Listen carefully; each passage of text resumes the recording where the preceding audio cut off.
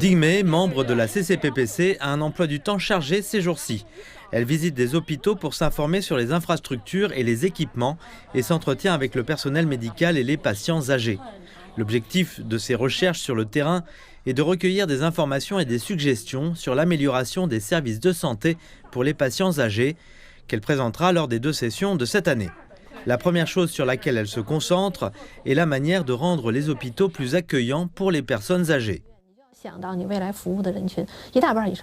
Il faut comprendre qu'à l'avenir, plus de la moitié des patients seront des personnes âgées. Les hôpitaux nouvellement construits devraient en tenir compte dès le début de leur conception.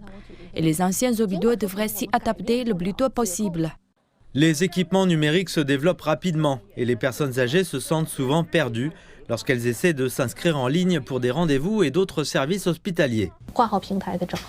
Au lieu que chaque hôpital ait sa propre application d'enregistrement, je suggère qu'il y ait une seule plateforme intégrée dans chaque ville pour que les patients puissent s'enregistrer dans l'hôpital de leur choix. L'interface utilisateur devrait être simple et claire, les caractères plus grands, une fonction de voix off ajoutée. Selon Madame Ding, la Chine a encore un long chemin à parcourir pour renforcer la recherche en gériatrie. Mais faciliter l'accès des personnes âgées aux traitements médicaux est une chose que les hôpitaux peuvent faire petit à petit. Normalement, lorsque nous nous inscrivons, nous choisissons d'abord un département. Mais beaucoup de personnes âgées ne comprennent pas dans quel département elles doivent aller.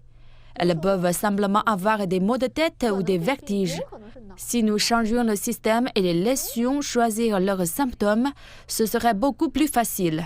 Comme le dit Madame Ding, chaque famille compte des personnes âgées et tout le monde finit par vieillir. Elle pense que les efforts que les gens consacrent aujourd'hui aux soins aux personnes âgées deviendront une récompense qu'ils finiront par récolter, garantissant un avenir plein d'espoir pour les générations à venir.